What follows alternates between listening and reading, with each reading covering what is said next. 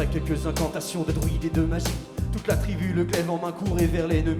La lutte était terrible et je ne voyais que des ombres, tranchant l'ennemi qui revenait toujours en surnombre. Mes frères tombèrent l'un après l'autre devant mon regard, sous le poids des armes que possédaient tous ces barbares. Des lances, des haches et des épées dans le jardin d'Éden, qui écoulait du sang sur l'herbe verte de la plaine. Au séjour de haine, mal, loin, à la limite du rêve, du mal et de la haine. Fallait-il continuer ce combat déjà perdu? Mais telle était la fierté de toute la tribu. La lutte a continué comme ça jusqu'au soleil couchant. De férocité, extrêmement plus d'acharnement. Fallait défendre la terre de nos ancêtres là. Et pour toutes les lois de la tribu de Dana.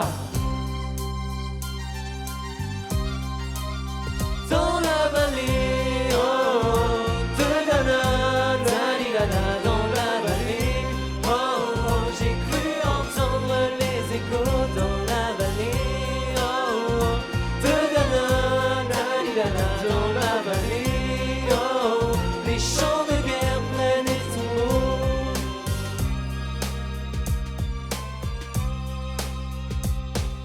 Au bout de la vallée, on entendait le son d'une corne, d'un chef ennemi qui rappelait toute sa horde.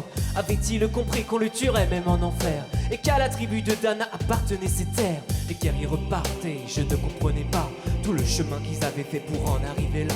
Quand mon regard se posa tout autour de moi, j'étais le seul debout de la tribu, voilà pourquoi mes doigts se sont écartés tout en lâchant mes armes, et le long de mes joues se sont mis à couler des larmes.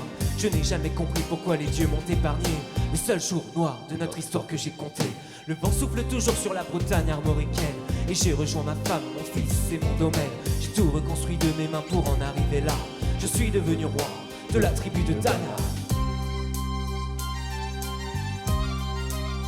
Dans la vallée, oh, oh, de Dana, Dalilana, dans la vallée, oh, oh, j'ai cru entendre les échos dans la vallée, oh, oh, de Dana, Dalilana, dans la vallée, oh, oh, les chants de guerre.